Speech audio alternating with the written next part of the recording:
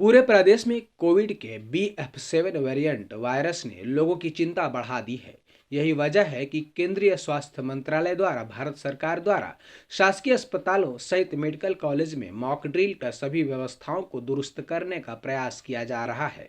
दरअसल सरगुजा दौरे पर पहुंचे प्रदेश के स्वास्थ्य मंत्री TS सिंहदेव ने यह साफ किया है कि BF7 वेरिएंट का वायरस भारत देश के लोगों में अभी उतना असर नहीं देखा जा रहा है।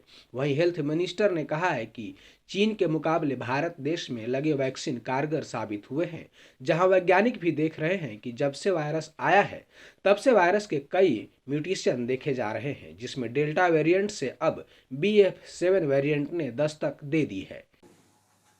इस बार लहर आएगी तो ये पांचवी होगी और संभावनाएं चीन में बड़ी संख्या में केसेस के पाए जाने के कारण सभी जगह लोग सतर्क हो गए हैं और चीन के साथ जापान में, साउथ कोरिया में, सिंगापुर में, हांगकांग में और ब्राज़ील में, अमेरिका में, फ्रांस में, जर्मनी में, ये सारे देशों में कोरोना के केसेस बढ़ते हुए दिख रहे हैं। तो संभावना यही है कि जो कोरोना, अब पहले भी हम लोगों ने प्रयास किया था कि लोगों की सोच में ये बात रहे हमेशा कि कोरोना एक वायरस है जो कभी आने वाले दशकों में जाने वाला नहीं है। ये हमारे बीच में है, एक वायरस के रूप में ये विद्यमान है।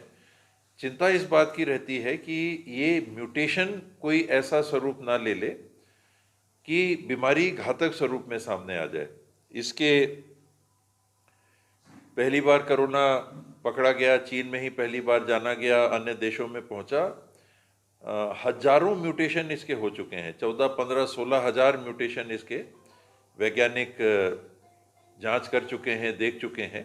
इनमें जो म्यूटेशन ज़्यादा घातक रहे, दूसरी लहर में डेल्टा वेरिएंट, चौथी लहर में ओमिक्रॉन, और अब ओमिक्रॉन का एक और वेरिएशन जिसको BF.7 के नाम से हम सब जान रहे हैं, इससे चिंता बढ़ गई है कि ये फैलेगा बहुत तेज़ी से। कितना नुकसान पहुंचाएगा, अलग अलग देशों में, अलग अलग महाद्वीपों में अलग अलग प्रकार के प्रभाव एक ही वेरिएंट के देखे गए हैं इसके पहले भी।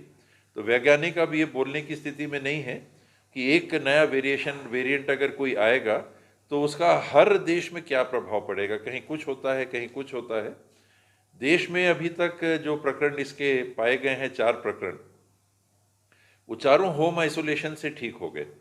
तो ऐसा लगता है कि देश में जो वैक्सीनेशन का कार्यक्रम चला और चौथी लहर तक लोगों तक कोरोना पहुंच के अगर उसे भी इम्यूनिटी बन गई तो सुरक्षित तुलनात्मक लोग देश के फिलहाल लगते हैं। लेकिन हम लोग संतोष करके पुराने नतीजों पे बैठ नहीं सकते। इस वेरिएंट से निपटने के लिए लोगों को सजग भी रहने की बात हम कह रहे हैं। इधर छत्तीसगढ़ में नए वेरिएंट को देखते हुए सभी व्यवस्थाएं मेडिकल कॉलेज सहित सरकारी अस्पतालों में कर ली गई है। पर्याप्त मात्रा में व्यवस्था दिख रही है।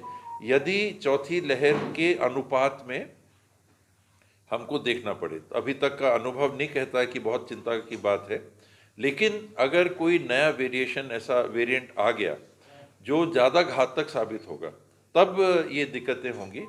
चीन की जो स्थिति है वैसी स्थिति होती मुझे देश में या छत्तीसगढ़ में या अंबिकापुर में, सरगुजा में मुझे फिलहाल नहीं लग रही, क्योंकि इसके भी कोई प्रमाण नहीं है। चीन में क्या होता है जल्दी हम लोग को सही स्थिति पता भी नहीं चलती, लेकिन कई प्रकार की चर्चाएं हो रही हैं कि शायद जो वैक्सीन वहाँ उपयोग में लाई गई वो उतनी कारगर साबित नहीं हुई।